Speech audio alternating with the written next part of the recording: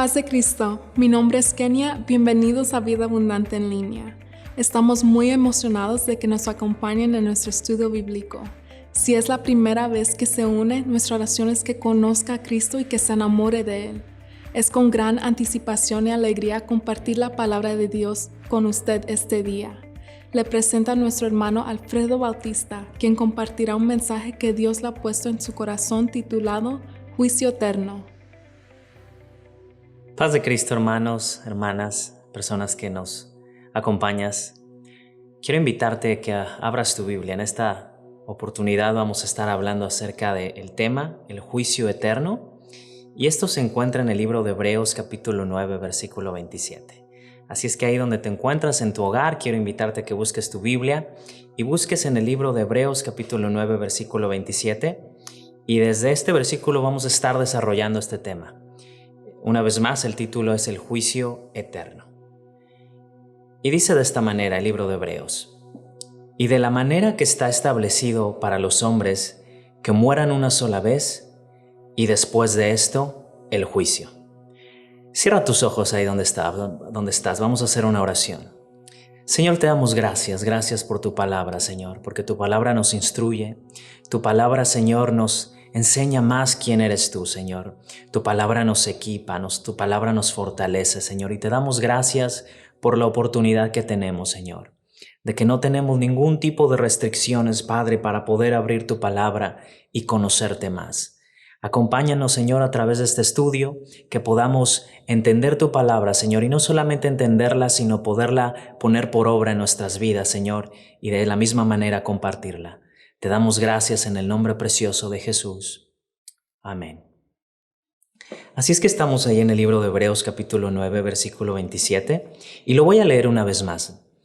Y de la manera que está establecido para los hombres que mueran una sola vez, y después de esto, el juicio.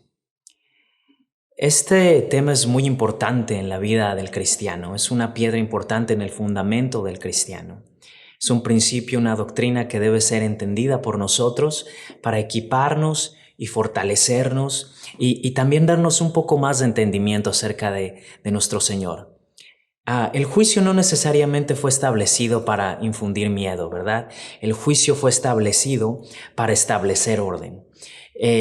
Así es que vamos a estar estudiando este tema y el primer punto a tocar va a ser la certeza del juicio.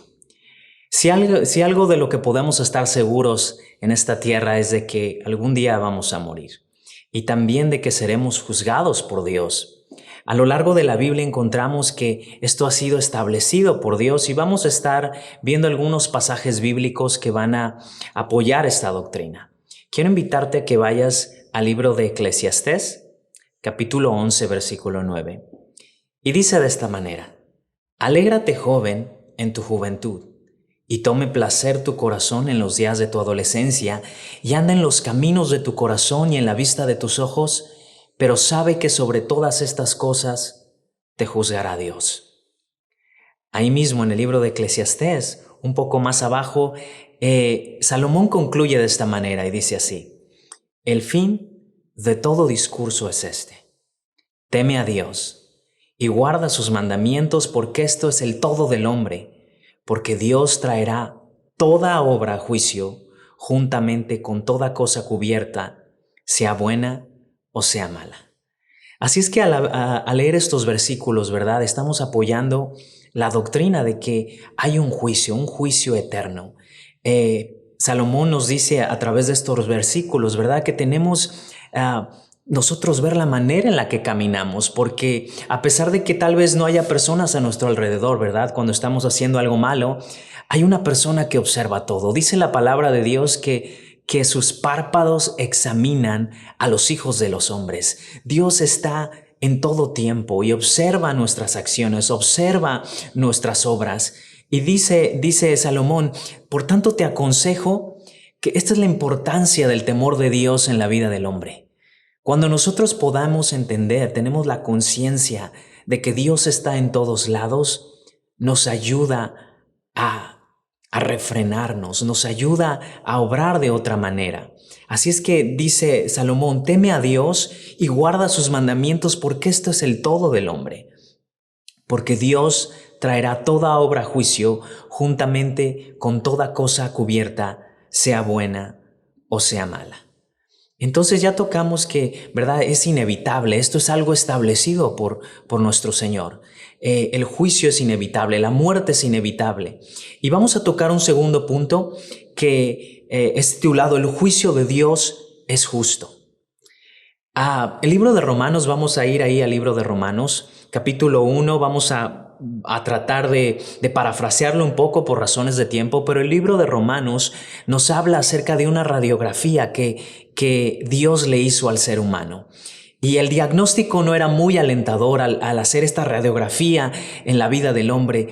Y dice, ¿verdad? El versículo 1 de Romanos empieza a hablar cómo el ser humano se había desviado, cómo el ser humano había pervertido su camino, cómo el ser humano había querido ser más sabio que Dios y se había hecho necio al querer ser más inteligente que Dios. Dice que dejaron de adorar al Dios vivo y se volvieron a los ídolos y cambiaron la verdad de Dios por la mentira. Y este es el cuadro de la vida del hombre, que dijo también, ¿verdad? Salomón en el libro de Eclesiastés, que él llegó a la conclusión de que Dios había creado al ser humano perfecto, pero que éste había buscado muchas perversiones. Y este es el cuadro de toda la humanidad, que todos le hemos fallado a Dios. Entonces, ¿verdad? Vamos a terminar y termina el versículo 1, vamos a terminar en el versículo 28 y versículo 29. Y como ellos no aprobaron en tener en cuenta a Dios, Dios les entregó una mente reprobada para hacer cosas que no convienen, estando atestados de toda injusticia, fornicación, perversidad, avaricia, maldad, llenos de envidia, homicidas, contiendas, engaños y malignidades.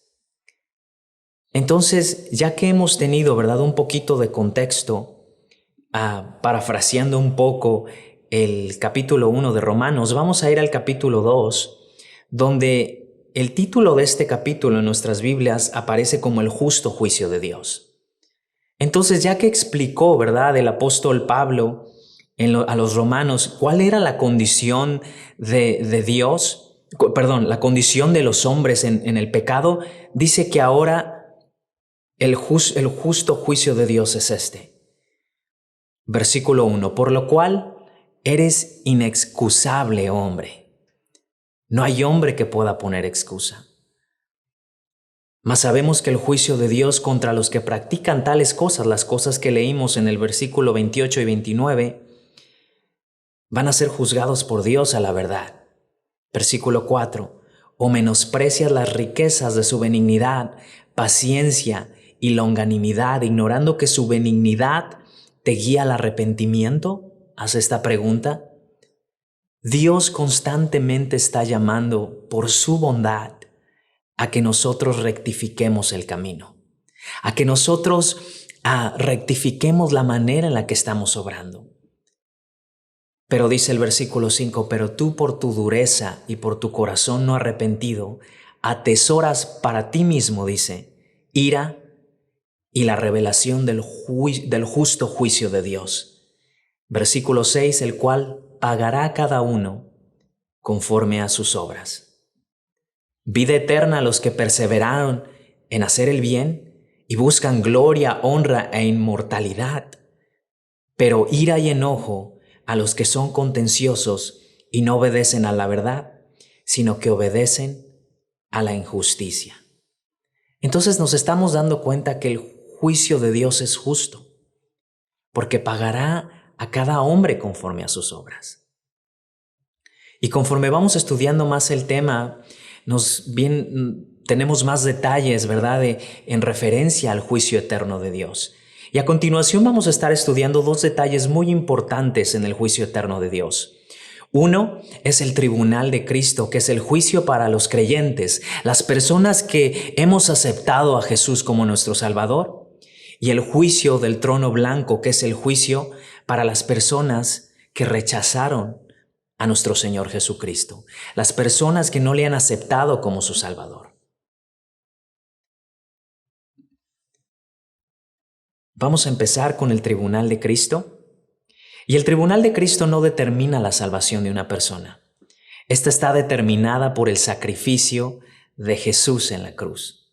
Así es que quiero invitarte a que vamos ahí al libro de Colosenses capítulo 2, versículo 13 y 14. Y dice de esta manera: y a vosotros estando muertos en pecados. Esa era la condición que leímos en el libro de Romanos, capítulo 1. Dice que Él nos dio vida juntamente con Él y nos perdonó todos los pecados, anulando el acta de decretos, toda esa lista que era contraria, todo ese ticket grande que teníamos de tantas infracciones de la ley de Dios. Dice que Él anuló esa acta de decretos que nos era contraria a nosotros. La quitó de en medio y la clavó en la cruz del Calvario. Y es ahí donde nosotros encontramos redención. Es ahí donde nosotros encontramos el perdón de nuestros pecados. El libro de Romanos capítulo 8 versículo 1 dice de esta manera, apoyando, ¿verdad?, esta verdad. Ahora pues, ya no hay ninguna condenación para los que están en Cristo Jesús. Entonces, el tribunal de Cristo no es un juicio para juzgar nuestros pecados. Todos nuestros pecados fueron perdonados y nunca seremos condenados por ellos. No debemos mirar el tribunal de Cristo como un juicio de Dios a nuestros pecados, sino como una recompensa a nuestro trabajo en Él. Entonces, esto es básicamente como una graduación, ¿verdad?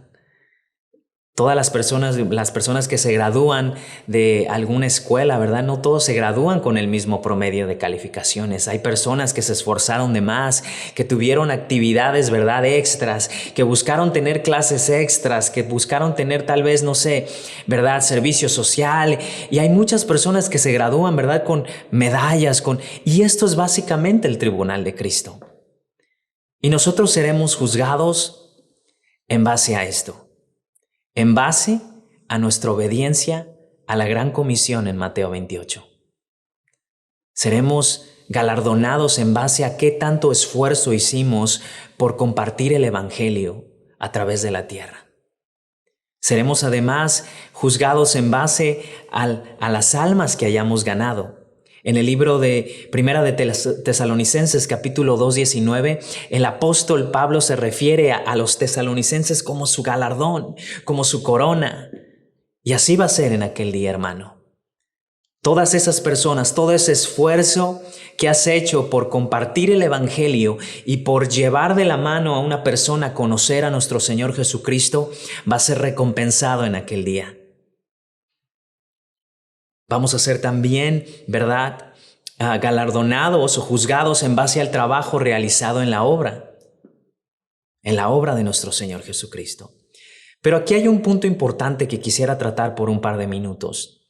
Los términos en los que Dios evalúa un ministerio no son los términos en los que nosotros los evaluamos. No es, ¿verdad?, lo extravagante de un ministerio, no es tal vez el talento que tenga una persona, ¿verdad?, para hacer una labor en la iglesia. Esa no es la manera en la que juzga a Dios un ministerio. Dios tiene un criterio de evaluación diferente a nosotros. No es tanto lo que hagamos, sino por qué lo hacemos. A Dios le interesa más dónde está tu corazón cuando haces las cosas. Así es que cada vez que emprendamos alguna actividad, cada vez que emprendamos algo para la obra de Dios, tenemos que ver también dónde están nuestras intenciones, dónde está nuestro corazón. Es por eso que todas las disciplinas espirituales deben realizarse en secreto, de acuerdo al Sermón del Monte. Dice, cuando des ofrenda, no toques trompeta, dala porque quieres darle al Señor. Cuando ores, no te pongas en la esquina de la calle, ora en secreto. Por eso todas las disciplinas espirituales, dice el Señor, tienen que ser desempeñadas en secreto, porque la recompensa no es la admiración de las personas. La recompensa viene de Dios. Fíjate lo que dice Primera de Corintios 4:5. Así que no juzguéis nada antes de tiempo, hasta que venga el Señor, el cual aclarará también lo oculto de las tinieblas y manifestará las intenciones del corazón. Y entonces cada uno recibirá su alabanza de Dios. Para Dios es más importante las intenciones del corazón. Para Dios es más importante que todo lo que hagamos venga en base a una relación con el Espíritu Santo de Dios. Que no esté apoyada en que simplemente tenemos el talento tal vez o simplemente tenemos la capacidad de hacer las cosas. Para Dios es importante la dependencia en su Espíritu Santo. Y por eso, ¿verdad? El apóstol Juan le reprocha a la iglesia en Efesio por medio del Espíritu Santo y le dice, ¿sabes qué? Yo entiendo que todo esto que has hecho me agrada, pero mi reproche para ti es que al hacer todo esto has perdido tu primer amor. ¿De qué nos sirve tener tal vez ministerios o desarrollar una tarea en la iglesia si estamos sacrificando lo más importante, que es tener una relación con nuestro Señor Jesucristo? Entonces es importante, hermano, que veamos la manera en la que estamos trabajando si queremos ser galardonados por Dios en aquel día. Quiero pasar al otro punto, el juicio del trono blanco. Este juicio es para las personas, como habíamos dicho, que no son creyentes. Dice el libro de Apocalipsis capítulo 20, versículo del 11 al 15, parafraseándolo un poco. Y vi un gran trono blanco y al que estaba sentado en él. Y vi a los muertos grandes y pequeños de pie ante Dios. Y los libros fueron abiertos y fueron juzgados los muertos por las cosas que estaban escritas en los libros según sus obras. El juicio de trono blanco es un juicio que se llevará a cabo en un futuro. Para todas las personas que han rechazado el llamado de Dios a la salvación. Toda persona que ha vivido en esta tierra y se ha negado a aceptar a Jesucristo como la redención al pecado. Ninguna persona que ha rechazado a Jesús como su Salvador podrá escapar de este horrible juicio contra el pecado. Todos los pecadores que no se arrepientan en esta vida sufrirán el castigo eterno después de que hayan sido juzgados por Dios en el juicio del trono blanco. Así es que, persona que me escuchas en esta oportunidad, todavía hay oportunidad si tú tienes vida, de arrepentirte, de rectificar el camino por los errores que has cometido. Si tú te arrepientes, si tú le das un giro a tu vida y te acercas a Dios y aceptas su sacrificio en la cruz, no tienes que ser parte de este juicio. Así es que ahí donde estás, persona que me escuchas en esta tarde, te animo a que le entregues tu vida a Jesucristo. Te animo a que rectifiques el camino y pidas perdón por tus pecados.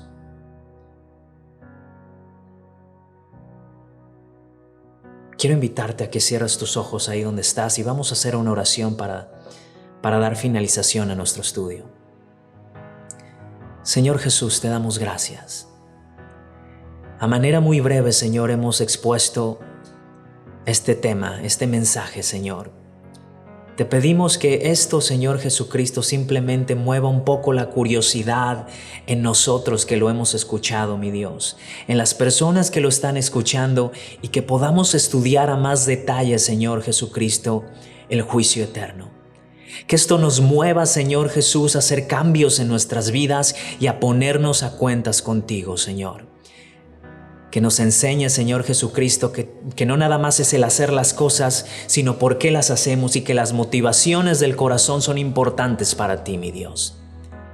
Que podamos ponernos, Señor, que las personas que no están a cuentas contigo, el día de hoy pueda ser el día de salvación para sus vidas. Te damos muchas gracias por tu hermosa palabra, Señor, y te pedimos que esta semilla no regrese vacía. En el nombre precioso de Jesucristo. Amén. Que el Señor te bendiga.